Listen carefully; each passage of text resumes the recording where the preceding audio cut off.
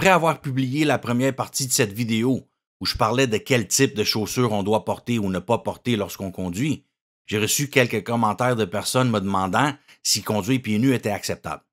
Voyons ça sous deux angles, le point de vue de la sécurité et le point de vue légal. Du point de vue de la sécurité, je ne le recommande pas pour plusieurs raisons. Premièrement, les pédales sont noires, donc elles peuvent devenir extrêmement chaudes en été car le noir absorbe la chaleur.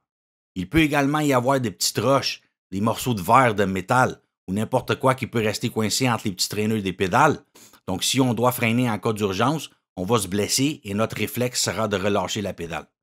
Même chose si on appuie avec force sur la pédale de frein avec le côté du pied, les orteils, si on frappe la tige de la pédale, et ainsi de suite. Ça risque d'être très douloureux.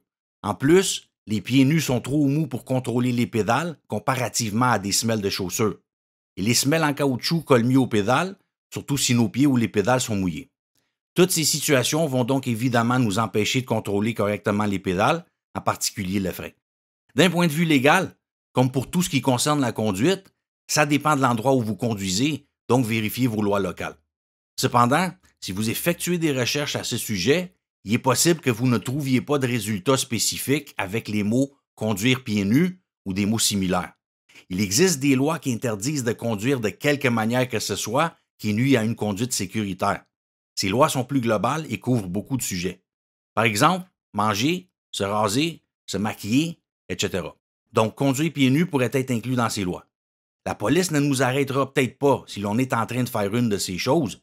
Ça dépendra si le policier juge que ça peut nuire à notre conduite ou pas. Par contre, si on est impliqué dans un accident en faisant l'une de ces choses, on pourrait être accusé de conduite imprudente. Donc, illégal ou pas, je ne recommande absolument pas de conduire pieds nus, c'est dangereux. Les cours de conduite officiels durent généralement un nombre prédéterminé d'heures, mais vous devriez, si possible, pratiquer en dehors des cours officiels de votre école de conduite.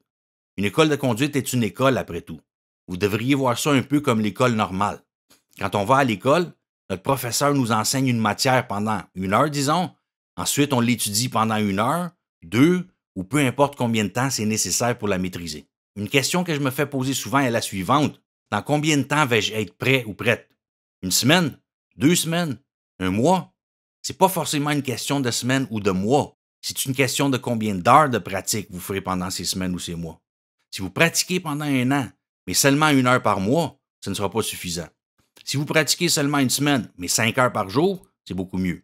J'ai vu des gens qui étaient prêts après 12 heures et des gens qui en ont eu besoin de 120. Ça dépend de nombreux facteurs. Votre âge, votre talent naturel pour la conduite, parce que la conduite est une habileté après tout, votre expérience de vie, etc.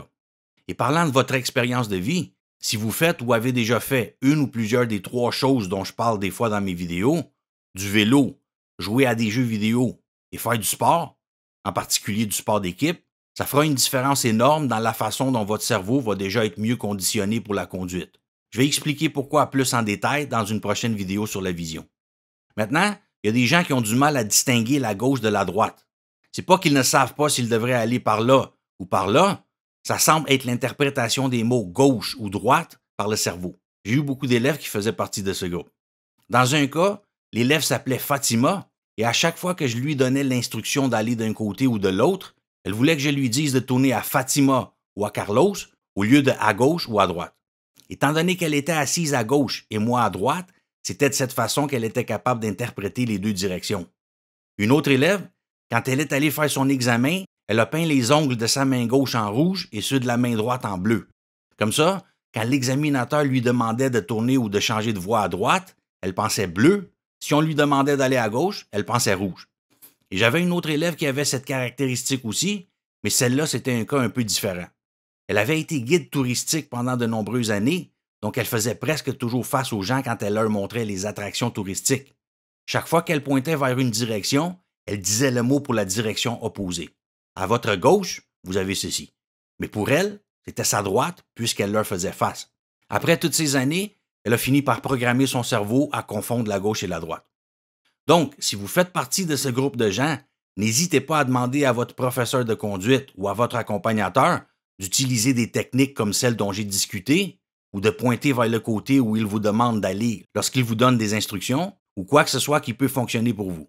Même à votre examen, c'est quelque chose qui inquiète beaucoup de gens qui ont cette caractéristique.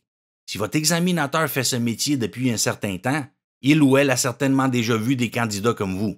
Ils sont au courant de la situation. Certains examinateurs demandent en fait à leurs candidats de pointer vers les deux côtés avant d'aller sur la route pour voir s'ils font partie de ce groupe de gens. Mais qu'ils le fassent avec vous ou pas, n'hésitez pas à les en informer avant de partir sur la route. Et bonne chance!